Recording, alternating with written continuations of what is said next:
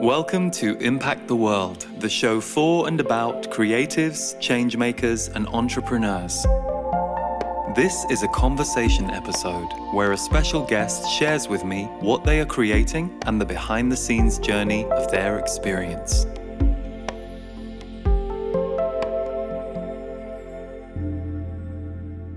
Hello, welcome to Impact the World. If you are a fan of the show, it means the world to us if you are able to subscribe on YouTube or on Apple Podcasts or whatever platform you're listening on.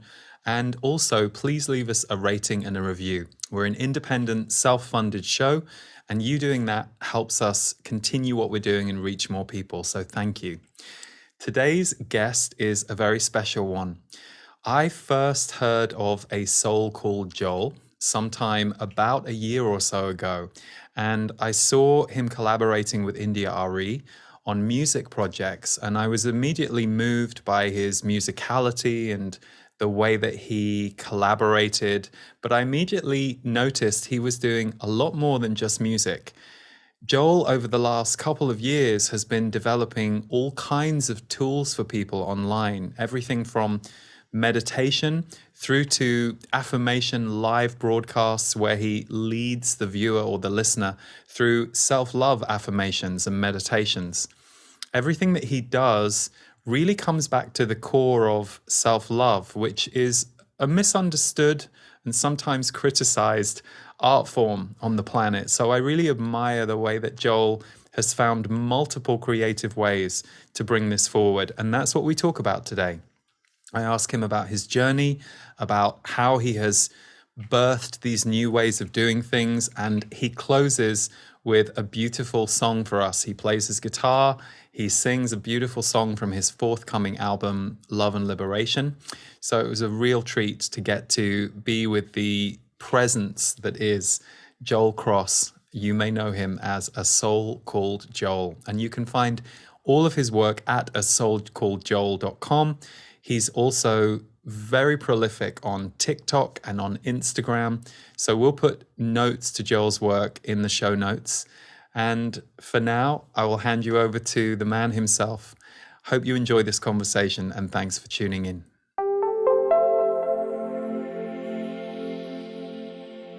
Welcome to the show, Joel. It's a real pleasure to meet you for the first time, but I have seen many of your beautiful videos, and I first heard you through India Arie's Songbasation album and then her Worthy album, and you two have collaborated a lot over the years, but it's a pleasure to have you here on the show, so thank you. Thank you, Lee. It's really an honor to be here. Joel, there are so many different things that you do, and I know we're going to talk a little bit about the aspects of your work and also perhaps how you got there. But as I was just reflecting on this conversation that we were about to have, the thing that you really stand for me in a very big way is self-love. And I think self-love is a tricky art, and it's something that we often romanticize or see it as I don't know, that there are many different ways it's seen, and I think people can be very cynical about it as an idea, but at its core, it really is the seat of our power, if you like, as far as I'm concerned, because the more we can learn to love ourselves, the more we can generate and be that love for others and break down so much of the separation inside us that we have all imbibed over the years.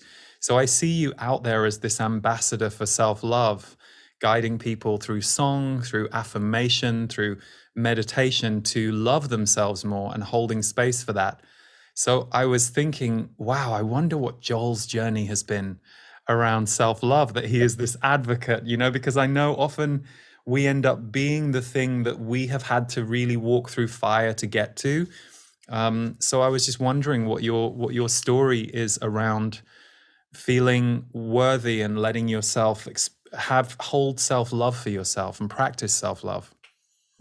Yeah, great question. And very true.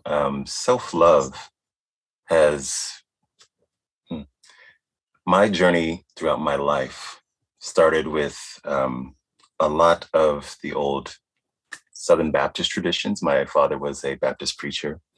So there were a lot of hard rights and wrong growing up. I learned a lot from that tradition, but I also learned how to second guess myself a little too much. And so growing up through that tradition and kind of re-examining my life as an adult, the more and more I looked at my life and all the people around me, it seemed like we all were looking for love. We all were looking for acceptance. But the thing is, we were looking for it from the outside in. And through my journaling practice and my meditation practice, I realized that the purest love I know is right here, self-love from the inside out. So through, kind of unpacking some of the things I learned growing up, I have 7 brothers and sisters, and I'm like, yeah, I'm the baby brother. So I'm number 7 of 8.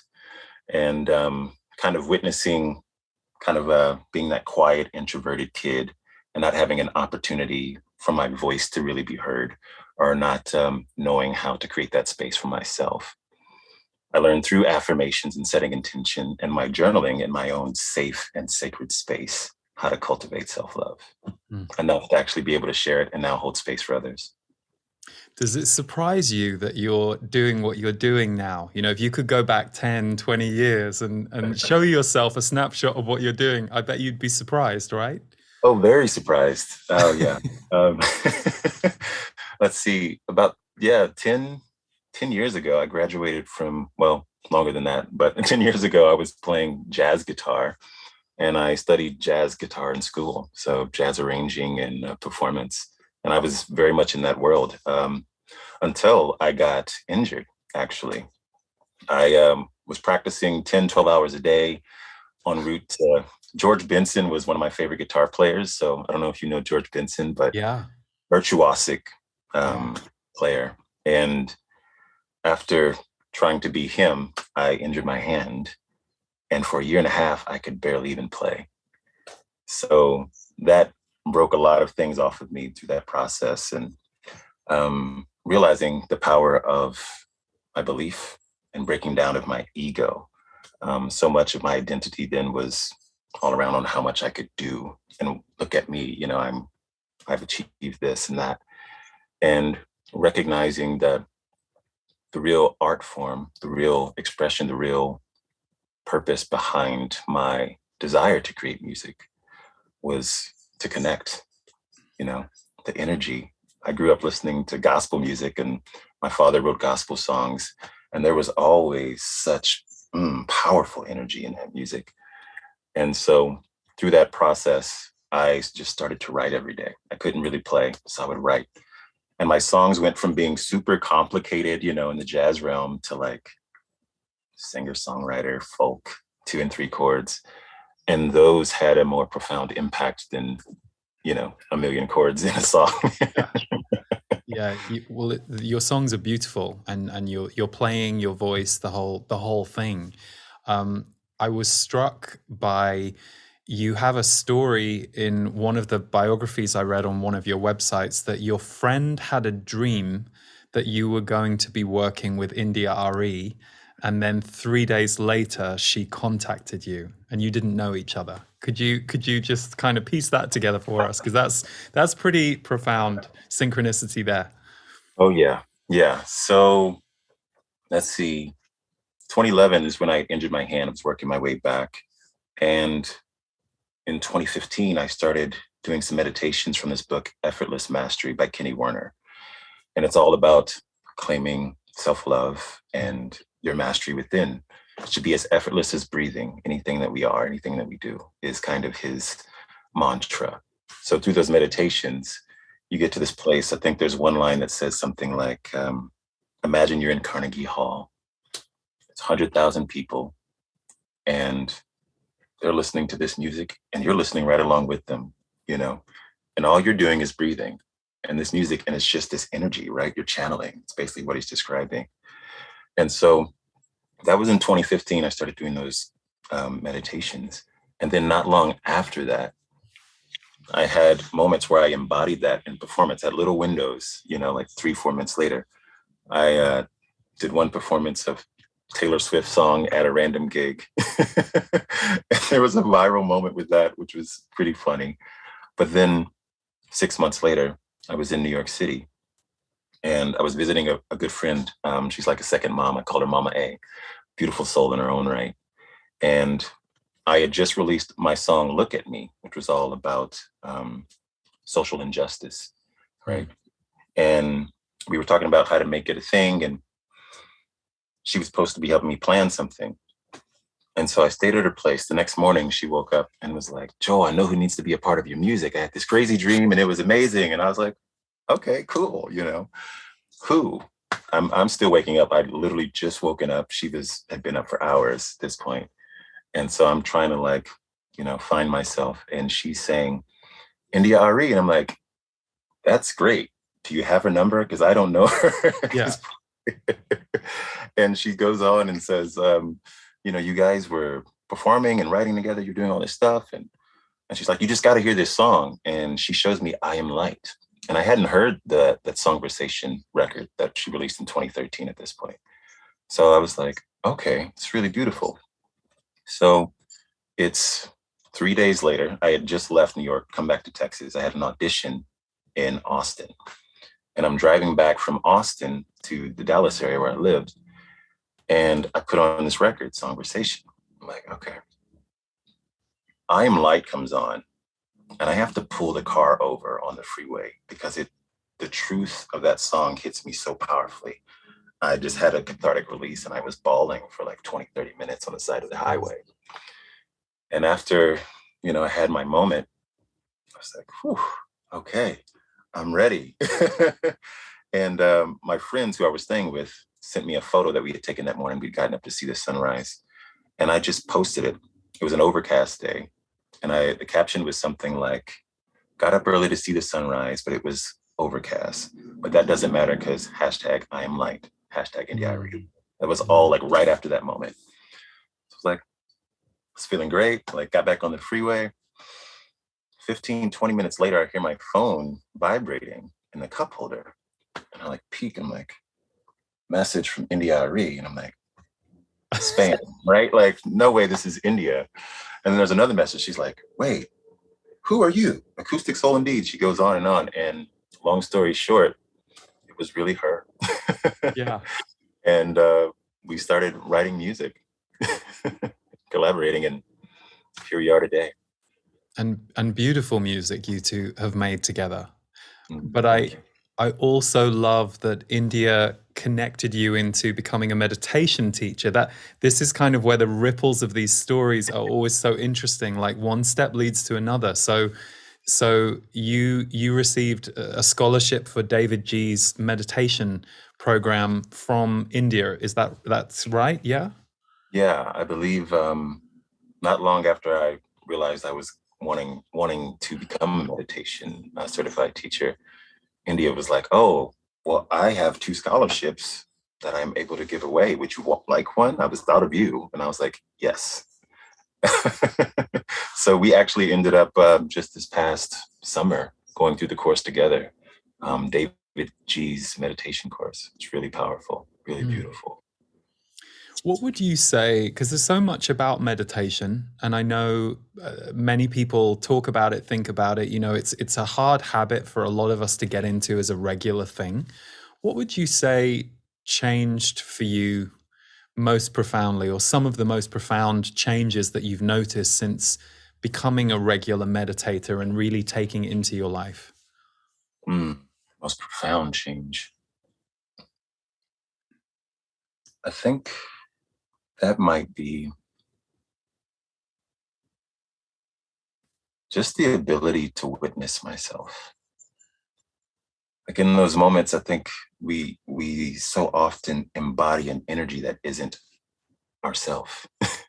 It's an emotion, a heightened emotion, happiness, anger, joy, sorrow, everything in between, right? Fear and love. And as I meditated, especially in moments of turmoil, if I could just take a moment and breathe and realize that there is just an energy passing through me that wants me to know something. And it wants to remind me that I am bigger than this emotion. It's here as a teacher, it's here as a friend, and it's here as a co-creator in this life. So if I can witness myself, then I realize that I'm not the emotion, and I can also witness the emotion and ask it what it's here to teach me. Beautiful. And I love how all of that now feeds into what you do and the energy that you hold for people. So I watched such a moving video, I think it was last week, on your Instagram, which I've been following for many months now. And it was lovely. It was a reaction video of somebody experiencing one of your TikTok live videos. And she was basically sharing how she was feeling, or I should say emotionally releasing, in response to the affirmations that you were giving. And you often say, "Hello, beautiful souls," and then you were inviting somebody into affirmation. It's a really profound thing to witness you doing that, and to witness the shift that's happening for people who maybe have never spoken to themselves in this way. So you end up being them for them, and then they get to embody it. It's a beautiful thing to witness. Are you surprised how resonant it has been with people? Because I know it's really spreading fast. Oh, yeah. I'm very surprised. I had no plan of even doing this. I got on TikTok, social media. I was drawn intuitively to it, and I wanted a place to freely kind of create without being attached to anything or any expectation that I had prior to maybe 2 years ago, before the pandemic. And I would just get on, and we would start talking and hanging, and then I would get on in the morning, be like, okay, all right, spirit, let's do it. And I got up one morning to watch the sunrise. So I had the video on the sunrise, like here in Texas, and it was beautiful. And I was like, oh, I'm just so thankful for this sun. I was just going off. Like, I'm thankful for my family. I'm thankful for all of these things. And it was so spontaneous. And then I invited everyone on the live, like, guys, let's have a collective moment of gratitude. And I was like, I don't know why I'm saying this. And then the next thing I know, the feed is blowing up. Everybody's thankful for their family, their friends. It's just going on. And there's a couple of hundred people in the live just giving thanks. And so I realized over time that this started becoming a space for people. And I was showing and sharing what my morning ritual had been in a public format, just letting it unfold. One of the big things for me in that is like co-creating with life, eyes wide open. And it's like, we make plans so often, and it's, oh, well, I'm going to do this here and I'm going to do that there. And then life's like, no, you're not. It's going to be a pandemic right now. Like, we're not doing anything, not the way you thought. So that practice in the morning started unfolding just that way. It was like, somebody was like, oh, well, what's your affirmation for the day? And I was like, okay, yeah, here's my affirmation. I am the love of my life. I am whole. I am worthy. All of my self-love affirmations. So my intention had been to hold space and be a conduit for grounding, healing, and transformation. And we started getting grounded by giving thanks, right? And then we would set an intention, and that would be healing, just to be like, this is my intention in showing up this day. And the transformation was the affirmation. Where are we going? What are we transforming into? So we would do that with song. There was some affirmations that were viral by another person on TikTok that I state every day. I think his name is Royal by Design 369, and they're powerful for me. So I always have to give him his credit, because it's beautiful, beautiful. And he's doing that work as well. But I never thought this would happen. I was...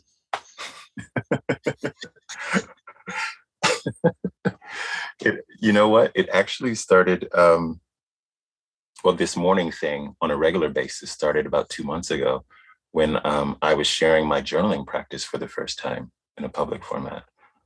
For about 15 years, I've been journaling and trying out different things. And slowly over that time, it's evolved into something I call the R.I.S.E journal. And the R.I.S E journal is an acronym. It stands for release, inquire, self-awareness, and empowerment. Mm. So the release is borrowed from the Artist's Way morning pages, right? Just that spontaneous writing, like the stream of consciousness for 5 minutes. So I was guiding people while playing guitar, just creating space. Then the inquiry would just be asking heart questions. What does my heart want to know? The self-awareness is listening from a heart space, not answering with the mental intellect, but listening to spirit, listening to your heart. And then the empowerment would be setting intentions and affirmations.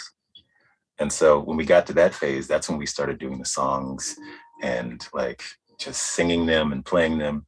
And then from there, I think we had a couple of thousand people in there one morning, all just sharing their affirmations. And I was like, we're journaling, guys. You know, we're journaling, right? I think you lost. But it was so beautiful to witness. I think the most common comment I got was, this is the thing I didn't know I needed. Mm. And I recognize, you know, a lot of the common habit waking up is to get on your phone, scroll. Mm-hmm. And many of us are postponing our day instead of starting our day on purpose, with intention, in purpose.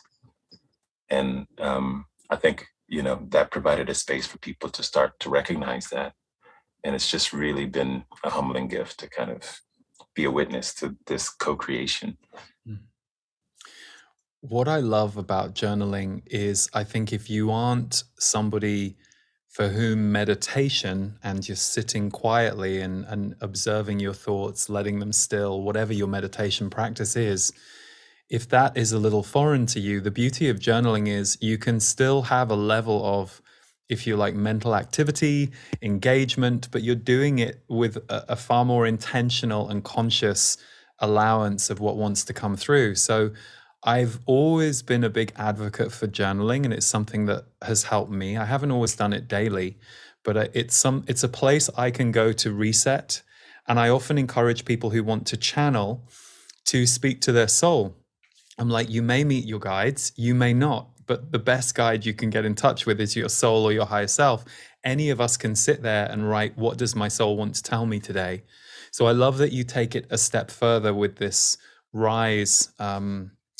These what these words stand for, but I also love that you've been doing it for 15 years. So 15 years ago, when you first understood journaling or it was presented to you, was it something you just dove into immediately, or at first were you a bit like, what's this? You know, because I think that's often a common reaction when people hear of journaling.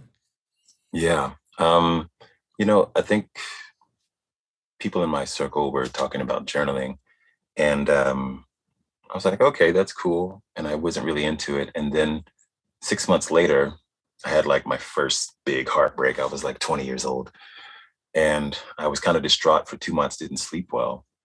And then one morning, like 2, 3 a.m., I just intuitively just went and grabbed like my college Mead notebook and just pulled it out and started writing everything I was feeling. And, you know, by the time I was done, 10, 20 pages later, I felt like 20 pounds had been taken off my shoulders. And I just got back in bed and like slept peacefully and restfully, like for the first time. So I woke up and I was like, okay, there's something to this. And that was really how I got started, just recognizing it. So like it was, it was really like just trying to end my suffering at that point. That's fantastic. Well, something you know, we were talking a minute ago about everything that you're doing now, and you are someone who, to me, looks incredibly creatively in flow. You are creating, you are releasing, and I noticed something, and you mentioned earlier, you know, the work you did with Kenny Werner and his transcendental meditations.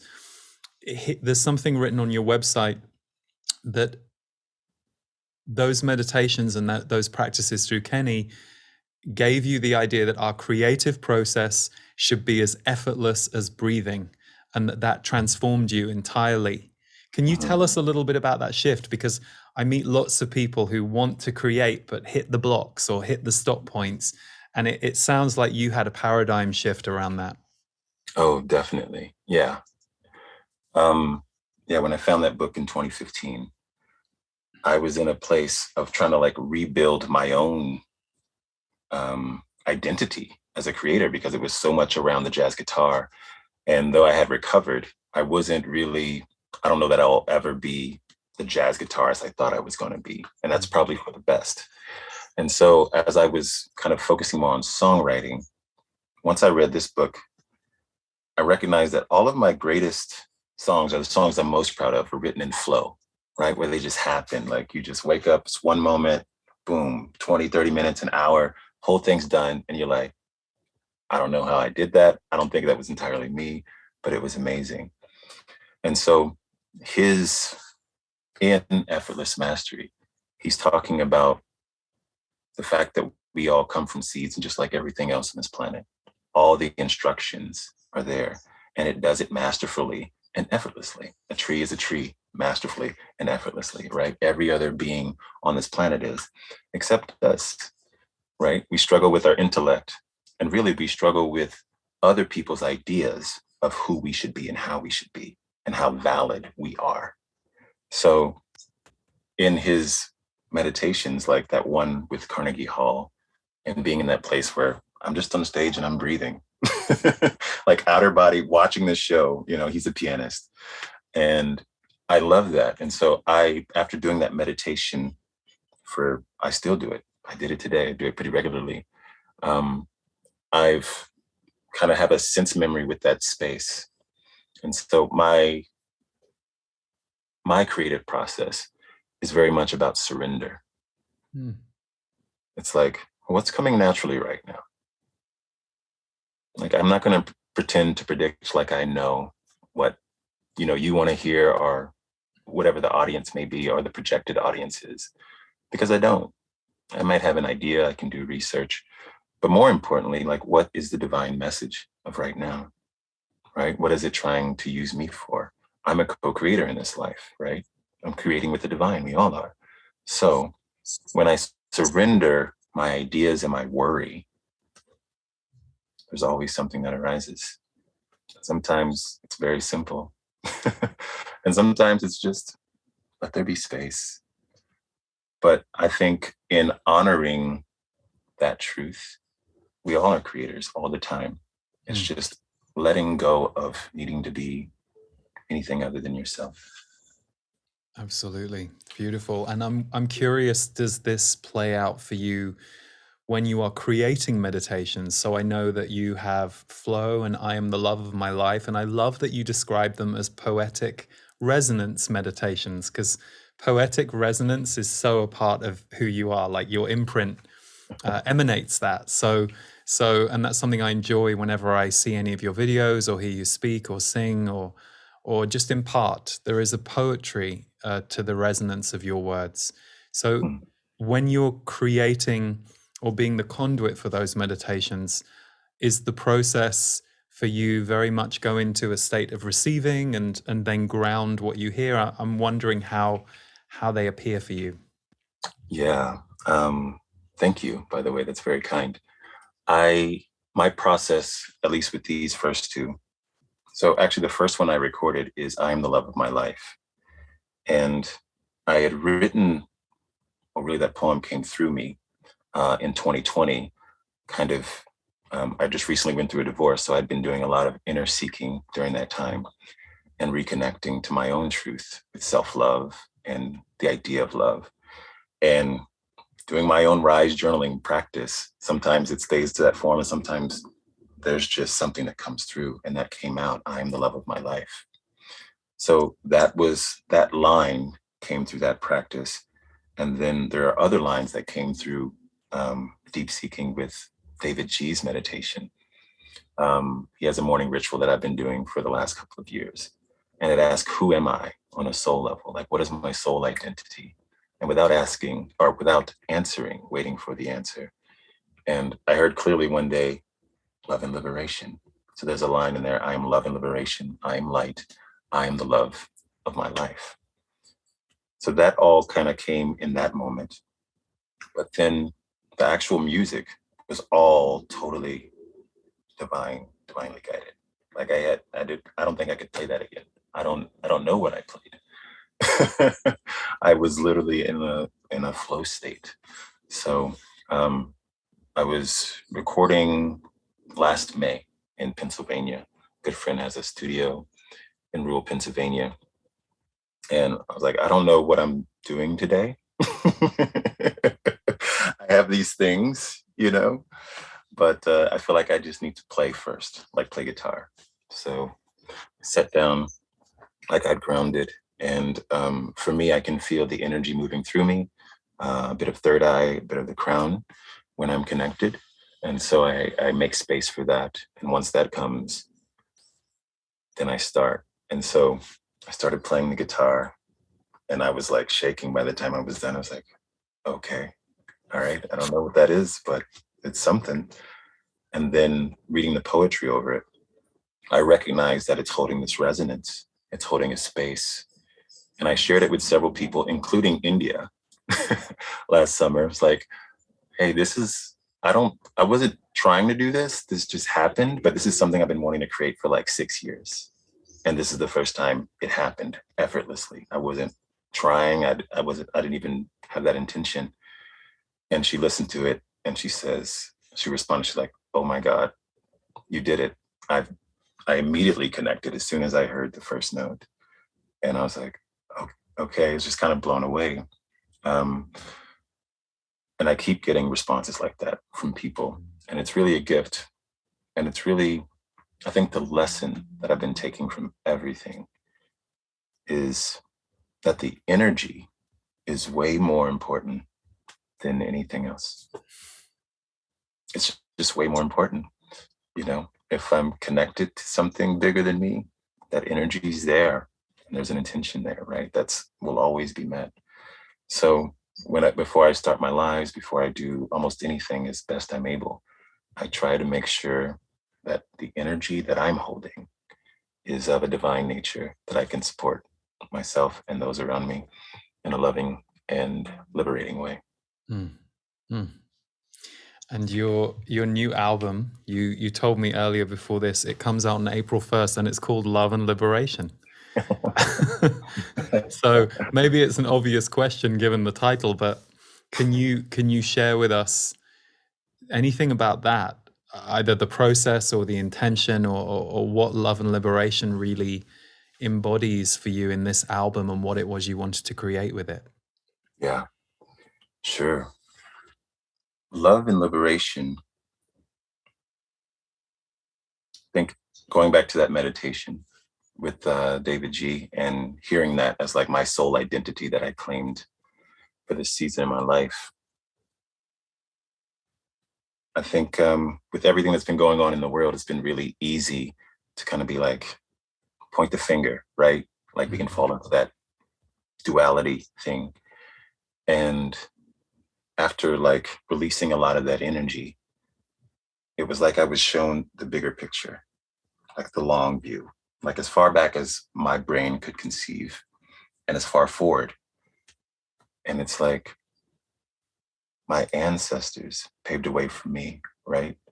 And I'll pave a way for my nieces and nephews in the future. And we are all connected. We are all one.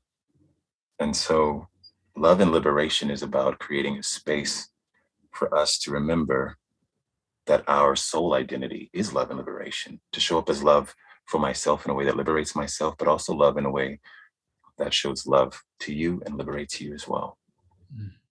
So the music holds that intention. All the songs are songs, affirmations, of course. Yeah. And remembering your truth, and just songs to uplift in moments of turmoil and conflict, as well as some pure love songs.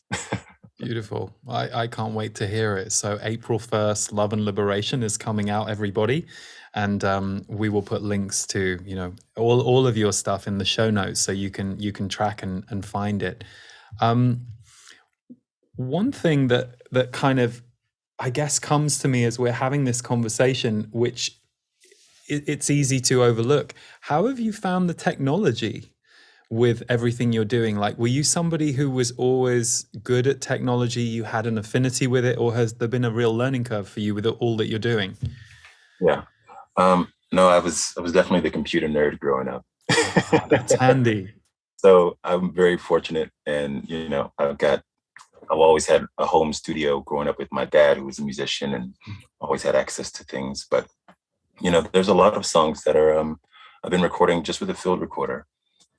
I'm in my RV now, and so I'll take the RV out to campsite, find a beautiful park or natural site nearby, just set it up. Is it the Zoom recorder that you have on like a stand? I saw one of your videos. I was like, oh, I have one of those over there, and I was like, great, because it's beautiful sound quality too. But Yeah. yeah, that's good.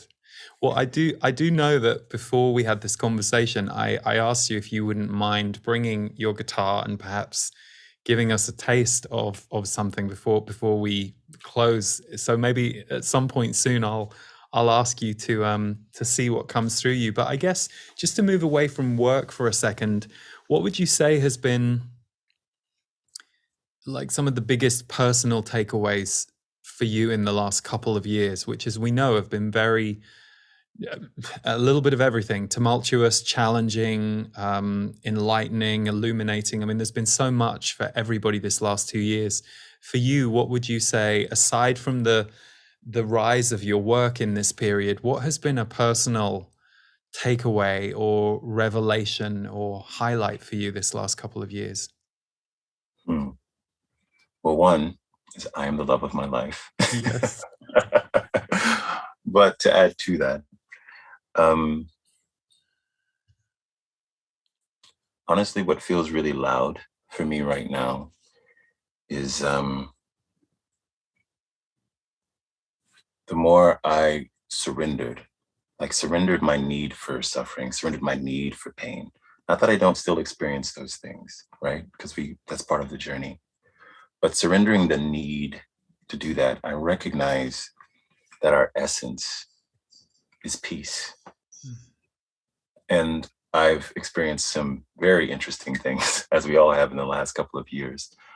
And I didn't know that it was possible to experience some of those things with this much peace. And like, it really,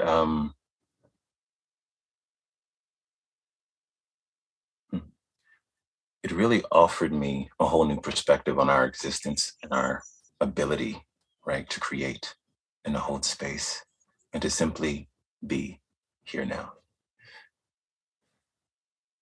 That's beautiful, especially I think because in the last couple of years we have seen the highs and the lows around peace. We've seen a lot of people holding space for others, behaving in ways that are very benevolent towards others, and then we've also seen the opposite.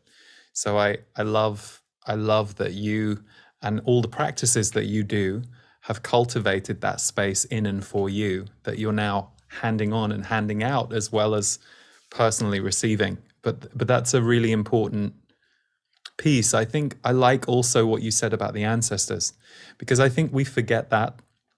I do think one of our egoic mind tendencies is to forget that we're teeny tiny in terms of the span of the generations that we're just the next incarnation or iteration of. And I understand on a spiritual level that time as we see it on a human level is not relevant, but I also think it's very important to recognize that in your human life, in your human body, you have a certain fixed amount of time for which we're here to heal. And I like hearing you say, letting go of you used a different word, but the way I've kind of understood it for myself is the pattern around suffering. Like the pattern or the addiction that I and our society will have to a certain level of suffering. Like we keep returning to it, whether we're doing that culturally and collectively, or whether we're doing that personally because of traumas or things that we've experienced. So with all the work that you've done with breath work and meditation and journaling and being present, for sure, you're a beautiful advocate of how that work can open you out and expand you beyond the track that was perhaps laid down for us. Certainly. Yeah. Yeah. And I like that, the pattern or the addiction, right, around suffering and turmoil, because it's so interesting how simple Not always easy, right? But Yeah. how simple it can be to shift that pattern or shift that energy in that moment. Um, Yeah, and the discomfort that you often have to go through to get there. You know, it took me a long time to be more comfortable with discomfort enough that I could push through some of my stuff and some of my patterns. And I don't think we're taught to hold space around discomfort very well, or not guided to understand when discomfort is just the stepping stone to becoming more comfortable. I don't think we're given great guidance around that. So it's something you have to kind of figure out and learn for yourself. And of course, if you're deeply traumatized, discomfort is an alarm bell. You know, so you need help with your trauma, your deep trauma, before you can get to the place where you can start pushing your own comfort zone in a way that is helpful rather than triggering or re-traumatizing. Certainly, Yeah. certainly. Joel, I guess the one last thing I would love to say to you before we maybe go to receive some of your musical word medicine, is I think one of the things I loved most about you when I first saw you, I was like, a soul called Joel. How cool is that? Like, I love that you put the soul aspect out front and center and you put it above your name, because I Mm. think, you know, one of my, I guess the way I'm wired, and in my late teens, I walked back towards metaphysics, towards intuition, and that was my path. And initially, that was my path of healing and trying to recover myself. And then I ended up working in it. And the one thing that, you know, my guides are always saying is you're a soul and you're a human. And on earth, you tend to be defined and directed towards your humanity and not your soul. So the soul has been the abandoned part of the self that many of you are trying to bring back so that you can infuse your human with your soul. You don't have to get rid of your human. Your human is its own beautiful thing. But if it's left for too long without the soul, we lose light, we lose love, we lose the spirit inside us. So I love that you are a soul called Joel. And even though, you know, we can look at that as defining you, it's Mm. actually just a great message for the world, because we're all a soul called somebody. Yes, Yeah. indeed, Yeah. And I indeed. know that you created that name a few years ago, if I remember that correctly from something I read. Yeah, that's in the last couple of years, pretty recent. It's very cool. It's very cool. I'm glad you did. Thank you. Thank you. So thank you for being willing to play something for us. Is there anything that we should do to receive what you're about to give? Anything you want to guide us with? Hmm. Let's see. Well, I don't know. Do you want to have a little do you want a song, or do you want to have like a co-created experience? I want you to lead us with whatever it is that you feel we need to go through. Hmm. Let's see. Hmm.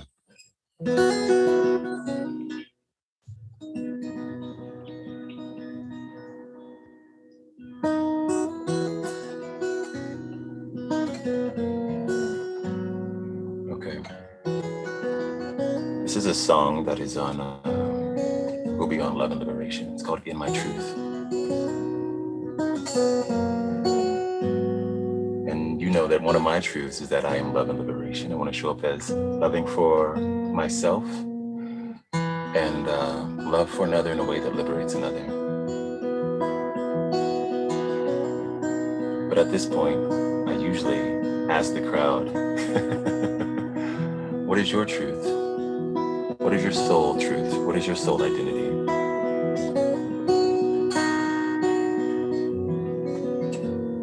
When I lay me down, no one else around,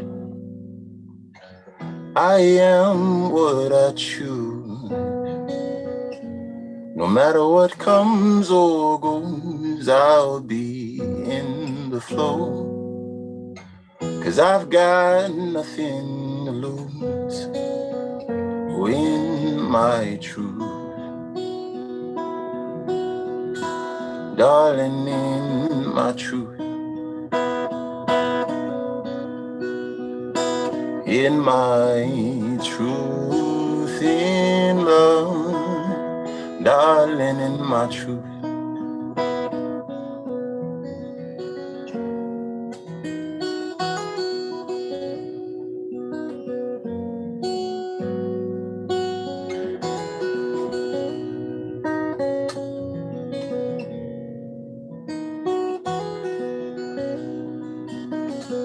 This is the part where I would ask you, Lee, what is your truth?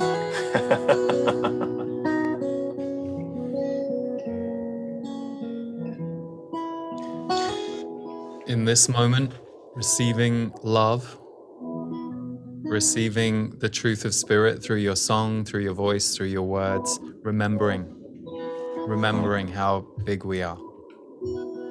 That's beautiful. How big we are.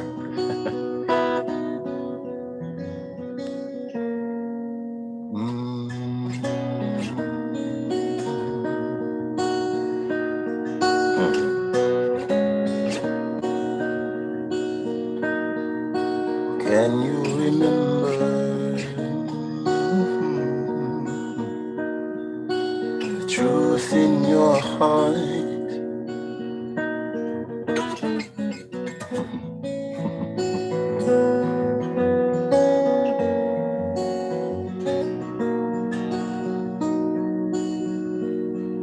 Can you remember? Can you remember the truth that's in your heart? Can you remember how big you are?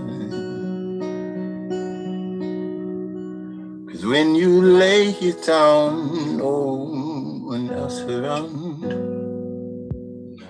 you are what you choose. No matter what comes or goes, you'll be in the flow. 'Cause you've got nothing to lose when you're true. Darling, in your truth.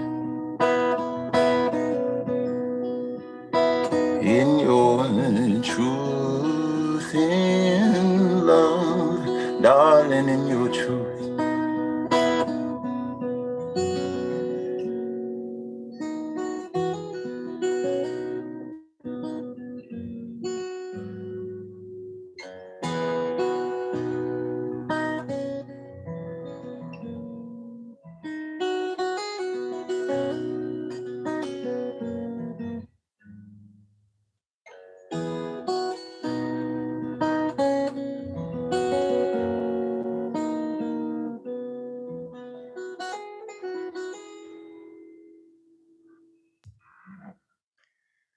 Wow, that's beautiful, beautiful. There's going to be a lot of people in tears listening to that, and I can't wait to hear the album. And your voice is such an instrument all by itself. It's beautiful. Thank you. Thank you. It's funny, Joel, because one thing that I think, one of the things that I find so impactful about your energy and your presence is we don't have at this point, we don't have a ton of examples of divine masculine energy. I mean, they're there and I know many of them, but to me, the divine masculine is always embodied by that combination of strength and sensitivity. And that's what I get from you and that song and hearing you sing. So yeah, I just wanted to thank you for that, because I know for me growing up, it would have been really good for me to see more examples of that out in the world. And I didn't see enough. So I think that by itself is a healing force. Thank you, Lee. Thank you. I agree. Yeah, it's been interesting to see that they're like, where are the other divine masculine? They're out there, but it's growing. It's growing. It is. And that's great because it gives all of us permission to be able to find that energy inside ourselves. Also, if you're a woman or if you don't identify as either of the gender roles, I think the divine masculine and feminine is in all of us, but we've had such separatist ways of looking at it, and boxes and definitions and limits. So yeah, it's a beautiful thing when you get to behold it. So thank you for bringing that, Joel, among many other things. Thank you. And thank you for taking this time with us today. And I know that many people are going to, if they haven't already found your work, are going to want to check out what you do. So I know that A Soul Called Joel on TikTok is right now gathering quite a tribe, but A Soul Called Joel on Instagram, and of course your website, asoulcalledjoel.com, is where people can see all of the different things that you do, the teaching, the meditations, the music. Is there anything else that we should mention while we're here? I'm also, asoulcalledjoel.com has everything, but there's links to meditations, the R.I.S.E journal they can download, meditations on insight. And I've recently started diving into a few topics on my own podcast called Hello, Beautiful Souls. So that's very new. We're a month in. Great. How often are you doing the podcast shows?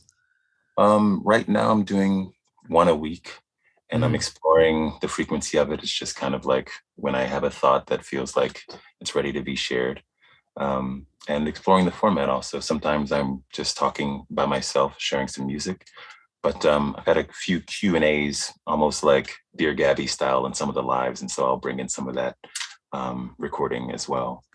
Beautiful, great. Okay, fantastic. Well, we will put all the links below, but for today, Joel, thank you so much for joining us here. Thank you. It's been a real pleasure. Thank you. Thank you everyone for tuning in. So you can find everything Joel at asoulcalledjoel.com. And until next time, take good care of yourselves, and big love from us here at the Impact the World podcast. For those of us who are sensitive, intuitive, or walking a spiritual path, it is our practices and the support that we have in our life that often is the key to how well we can walk through life. 9 years ago, I created the portal to be an answer to that need for members of my community who wanted to go more in depth with my work. And while my work is still very much a centerpiece of the portal, we have now added other teachers, other voices, other offerings, so that the portal can become a well-rounded place for you to receive nourishment and be uplifted, shifted, and supported every single month. Here is a look at some of the offerings that you receive every month as a portal member. Once a month, I do a 90-minute live video broadcast. Don't worry if you can't be there live, everything in the portal is provided to you as a replay. But doing it live is a chance for me to be with you as a community. And in that broadcast, I speak about the energies of the month and expand on my monthly energy update, and also take some community questions. Every month you will also receive an MP3. And the MP3 will either be a channeled message from my guides, the Z's, set to original music from Davor Bozik, or it will be an energy alchemy meditation or some other energy teaching. These will be put into your members' library, and you will have access to them to stream and download. We also give you access to a classics library, where we take 8 classic recordings from recent years so that you can listen to more. Qigong and wellness teacher Stephen Washington gives you an exclusive Qigong sequence every single month. It's called the Body Energy Update, and he takes the themes from my monthly energy updates on YouTube and creates a movement sequence for you designed to support you and your process as we go through each month. Stephen is also a wonderful meditation teacher, and so you will have access to a library of short, digestible meditations from him. As soon as you join, you will also get access to our bonus Intuitive Power Workshop. This was a tour that we took to several different countries a couple of years ago, and we had it professionally filmed. So you will be able to watch a 4.5-hour video workshop where both myself and Stephen teach you about accessing and owning your intuition in a deeper way. And to round all of this out, we have special member discounts on courses of mine. We also have special music playlists each month.